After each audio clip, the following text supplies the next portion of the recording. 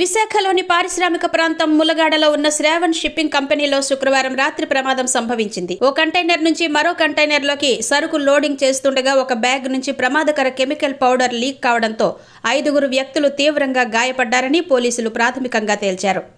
వారి పరిస్థితి విషమంగా ఉండడంతో షీలానగర్లోని కిమ్స్ ఆసుపత్రికి తరలించారు. వీరిలో 2 పరిస్థితి మరింత ఆందోళనకరంగా ఉందని వైద్యులు తెలిపారు. ఈ విషయం తెలుసుకున్న విశాఖ పశ్చిమ ఎమ్మెల్యే గణబాబు చికిత్స పొందుతున్న బాధితుల్ని పరామర్శించారు. ఆయన వెంట జిల్లా కలెక్టర్ హరీందర్ ప్రసాద్, పోలీసులు, వివిధ సంస్థల ప్రతినిధులు ఉన్నారు. ప్రమాద సంఘటనకు సంబంధించి గణబాబు పూర్తి వివరాలు కార్మికుల్ని, సంస్థ ప్రతినిధులు, స్థానిక అధికారుల్ని అడిగి తెలుసుకున్నారు. క్షతగాత్రుల ఆరోగ్య పరిస్థితులు, యోగక్షేమాలను, వైద్యం అందుతున్న వైనాన్ని వారి కుటుంబ సభ్యుల్ని అడిగి తెలుసుకున్నారు. బాధితులెవరూ భయపడాల్సిన పని లేదని, ధైర్యంగా ఉండాలని భరోసా కల్పించారు.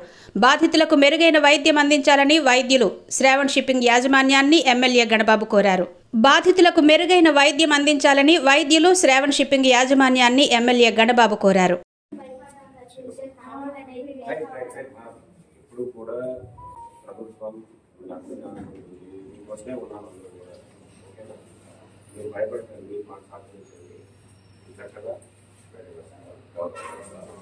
మీరు ధైర్యంగా ఉండాలి.